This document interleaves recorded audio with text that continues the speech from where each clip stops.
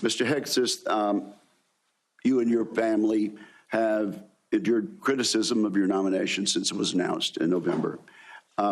Let's get into this allegation about sexual assault, inappropriate workplace behavior, alcohol abuse, and financial mismanagement during your time as a nonprofit executive. I should note that the majority of these have come from anonymous sources in liberal media publications. But I want to give you an opportunity to respond to these allegations, sir.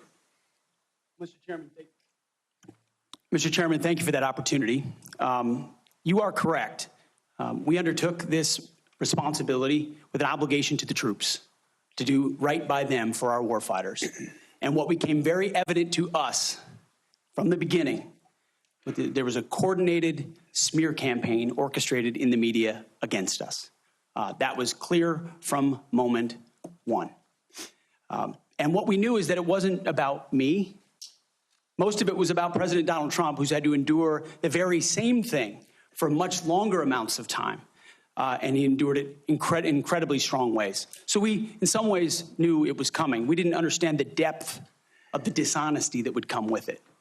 So from story after story in the media, left-wing media, we saw anonymous source after anonymous source based on second or third-hand accounts.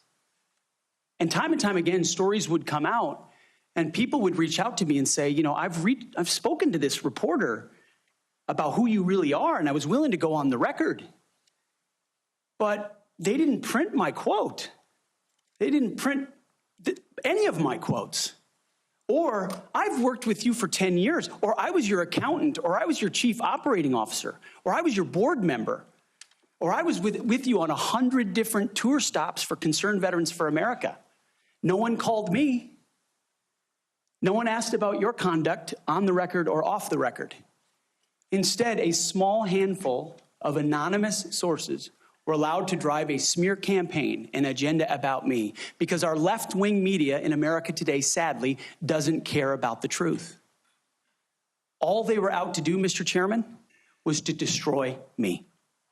And why do they want to destroy me? Because I'm a change agent and a threat to them, because Donald Trump was willing to choose me, to empower me, to bring the Defense Department back to what it really should be, which is warfighting. So I'm willing to endure these attacks. But what I will do is stand up for the truth and for my reputation.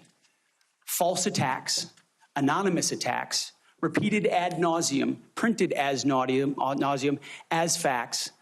We have provided to the committee, Mr. Chairman, and I know you're going to share, on-the-record statement after on-the-record statement from people who have served with me, worked with me at Fox News, Concerned Vets, Vets for Freedom, you name it, from the top of the chain to the bottom, who will say, I treat them with respect, with kindness, with dignity. That's men, that's women, that's black, that's white, that's every background. I have prided myself as a leader of respecting people, being professional. That is the balance of mine. I'm not a perfect person, as has been acknowledged.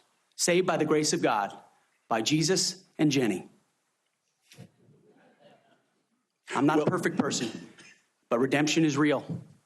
And God forged me in ways that I know I'm prepared for. And I'm honored by the people standing and sitting behind me, and look forward to leading this Pentagon on behalf of the warfighters. Thank you, Mr. Hegseth. And frankly, I'm sure there are millions of Americans watching who would agree that they've experienced that same sort of redemption. So I do appreciate that. I realize that it involves a little bearing of the soul, but thank you for that.